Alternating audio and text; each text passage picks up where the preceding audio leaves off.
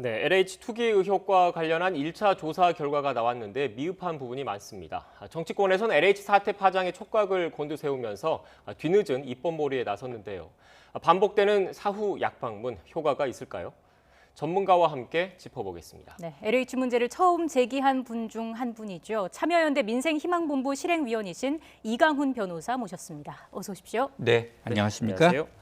변호사님, 앞서 청와대 속보 전해드렸는데 문재인 대통령이 차명거래도 철저하게 조사해서 투기 이익을 환수할 수 있는 방안도 강구해라라고 지시를 했습니다. 네. 이 차명거래도 철저하게 조사하라는 문재인 대통령의 지시, 아무래도 어제 정부 합동조사단의 1차 조사 결과가 좀 미흡한 부분이 있었다라는 지적을 좀 고려했다고 봐야 되겠습니까? 네, 처음부터 그 실명으로 거래한 그 부분만 조사를 해서 발표를 했기 때문에 네. 당연히 그런 거는 예상을 했을 거라고 생각합니다.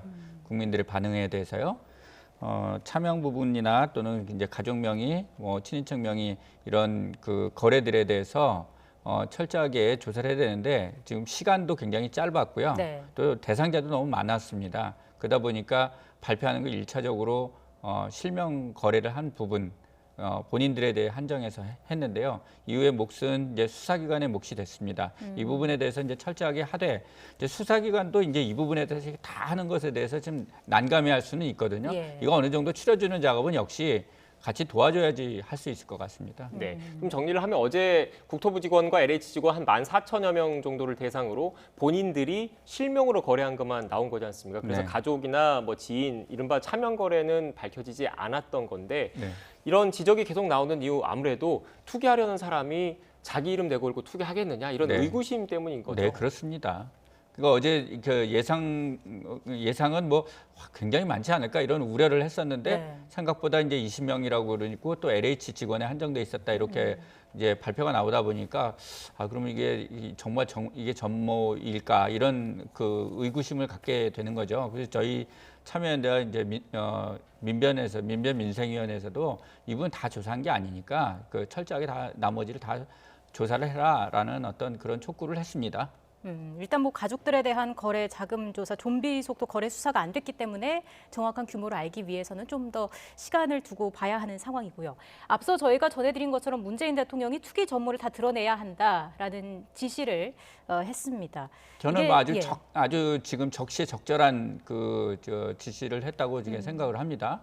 우선 지금 수사기관들 입장에서 이 많은 사람들 다 어떻게 조사할까 이런 부분에서 부담감을 느끼면 가능한 한 지금 드러난 것부터 이렇게 중심으로 하려고 하는 어떤 생각들이 있을 수가 있어요. 네. 근데 그런 부분에 대해서 그 수사 범위를 제한하지 말고 철저하게 다 해라 그런 얘기를 한 것이 아주 적절했다고 생각하고요. 지금 이 부분에서 우리 국민들의 분노가 단순 그 공직자들 부패뿐만이 아니고 그 지역에서 나타나는 전반적인 투기 양상들 이런 것들까지도 그런 부분에 대해서 굉장히 화를 내시는 거거든요.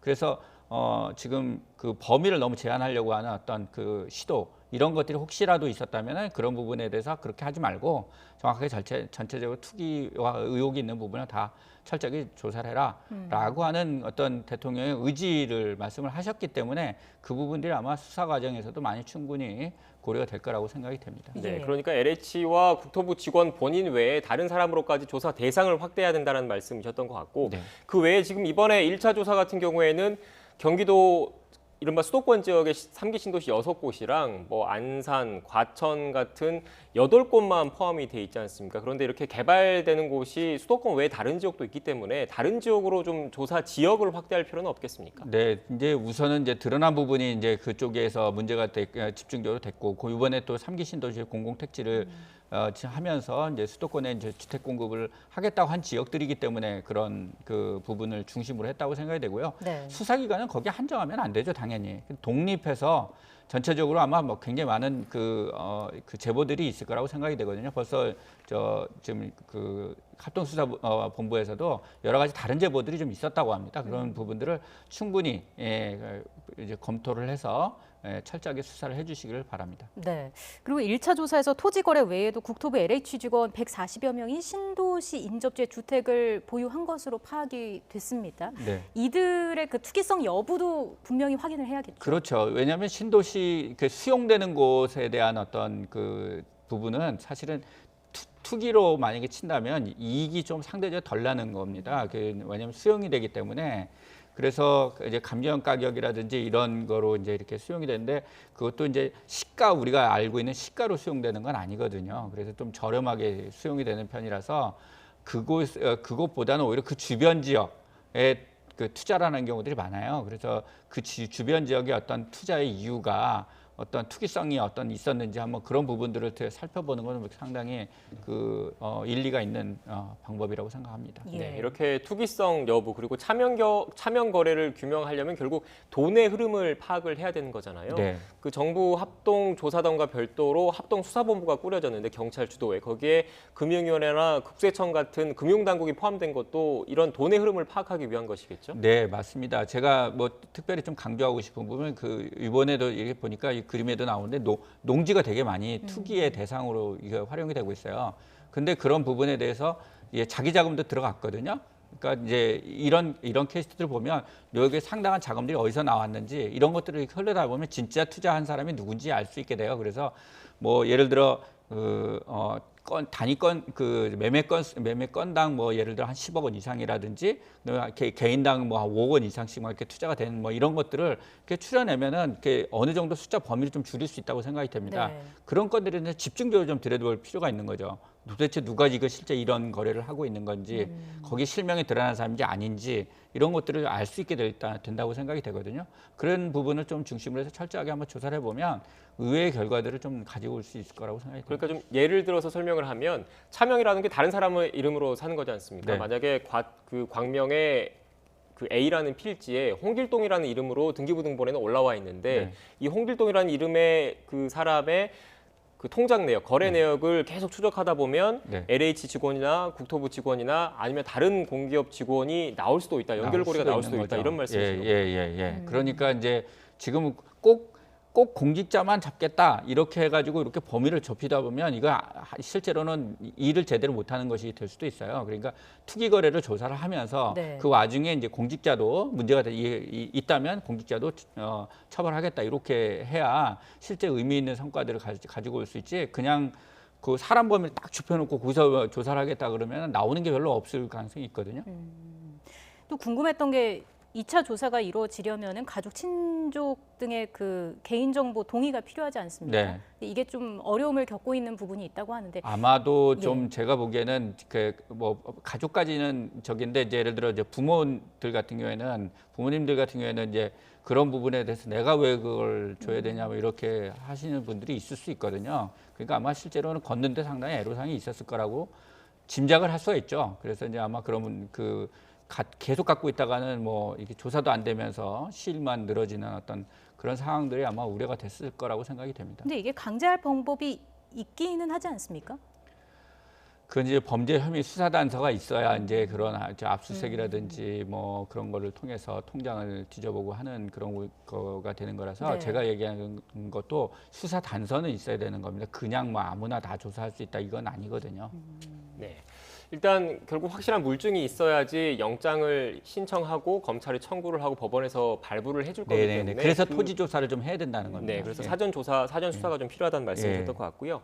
앞서 앵커 리포트를 통해서도 좀 전해드리긴 했는데 이게 LH 직원, 뭐 국토부 직원만 어떻게 보면 저희가 중점적으로 들여다보고 있는데 그것 외에 신도시 택지를 지정하려면 그 전에 그 신도시 택지 발표하기 전에 여러 협의 과정이 있지 않습니까? 네네, 맞습니다. 그 과정에서 뭐 유관단체, 지자체라든지 공공기관이라든지 여러 관계기관들이 있기 때문에 사전에 개발 정보를 접할 수 있는, 직간접적으로 접할 수 있는 사람들이 되게 많거든요. 맞습니다. 그래서 이 대상을 좀 더 넓혀야 되는 것 아니냐라는 지적이 나오는 이유가 바로 그것 때문인 것 네, 같은데. 맞습니다. 신도시 신도시 후보지를 이제 지정하는 과정에 많은 이제 중앙부처 공무원들과 그다음에 그 지자체 협의 과정이 있고 또 지방공기업도 같이 사업을 하는 경우가 많기 때문에 지방공기업도 거기에 해당이 되죠. 그래서 담당 부서 직원들이라는 이게 다 알고 있는 사실입니다. 그런 것들이 이제 어디서 흘러다녔는지 이런 것들을 참 쉽게 알아내기 어렵거든요. 그래서 그 과정들이 전체적으로 협의 과정이 어떻는지 전모도 좀 파악을 할 필요가 있습니다.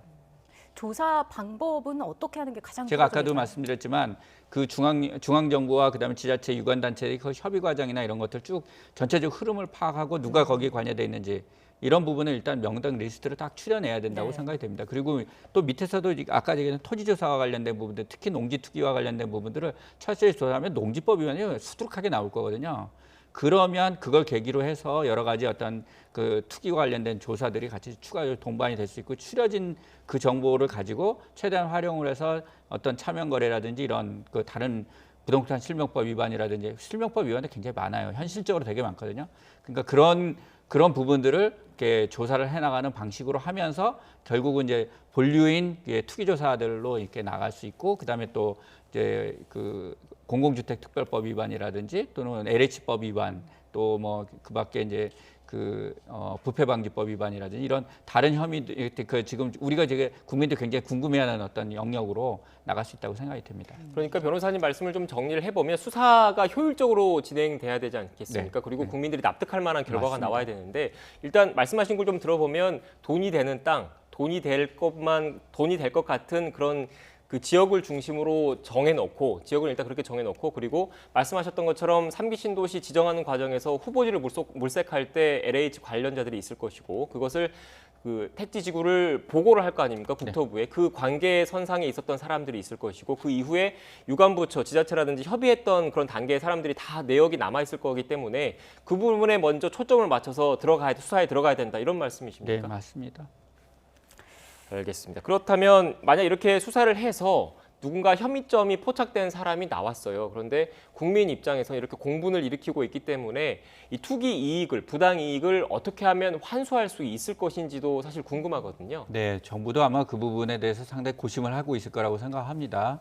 이제 국무총리께서도 이제 어제 발표하면서 그런 방안들을 이제 검토해 보겠다라고 하셨는데, 이제 어제는 뭐 특별히 구체적인 그 언급은 안 하셨는데, 실제 이제 제가 뭐 여권 인사들이나 이런 분들하고 이렇게 접촉을 해보니까 그런 부분에 대한 검토를 하고 있더라고요. 그래서 여러 가지 의견들을 듣고 있다라는 이야기들이 나오고 있어서 아마 예. 그런 부분들에 대해서도 이제 조만간 정리해서 발표가 되지 않을까 싶은데요. 저희들은 이제 그런 부분과 관련돼서 이제 제안하고 있었던 것이 몇 가지 있었습니다. 일단 공공주택 특별법이라든지, 네. 그다음에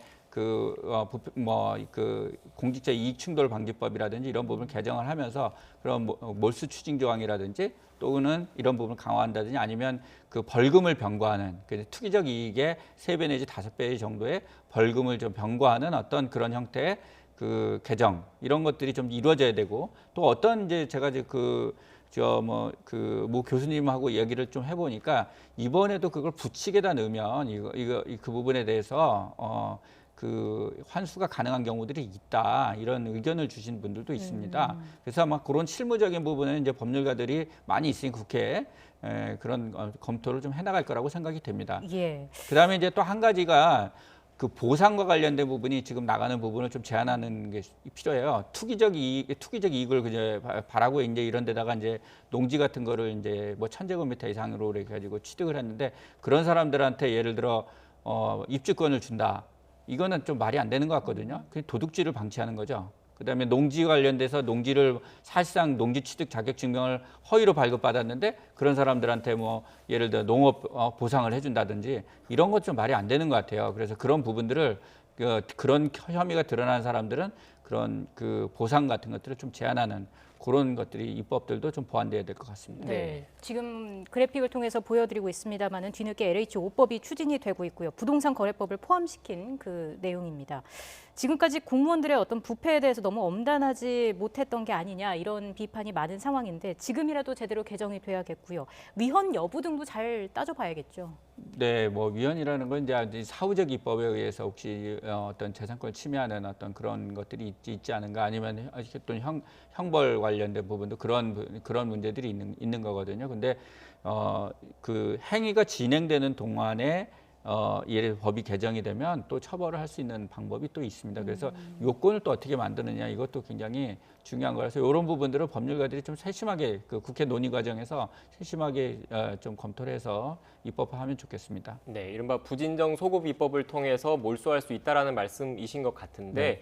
그래도 아무래도 이미 행위가 벌어진 이후에 사후적으로 입법을 해서 이익을 환수하는 것 관련해서 논란이 끊이지 않을 네, 그 논란은 네. 있을 수 있어요. 근데 이제 이익을 실현을 하는 경우에 그것까지 구성 요건으로 삼으면 이게 예를 들어 취득은 먼저 했지만 아직 이익 실현은 안 했기 때문에 그런 것이 가능하다 이런 그 견해들도 있습니다. 그래서 네. 이제 이런 견해들 저런 견해들까지 다 좀 그 고려했으면 좋겠고 아까 했던 대로 그런 부분에 대해서 어떤 과징금이라든지 과태료라든지 뭐 이런 어떤 그 방법들은 또 사용이 될 수가 있거든요. 그래서 그런 부분들도 한번 같이 검토를 했으면 좋겠습니다. 네, 일단 땅을 투기 목적으로 땅을 산 것은 현행 법 체계에서 이전에 샀지만 아직 땅을 팔아서 차익 실현을 안 했고 행위가 안 끝났으니까 그 부분도 몰수할 수 있을 것이라는 견해가 있다는 말씀이셨던 예, 것 같고 예.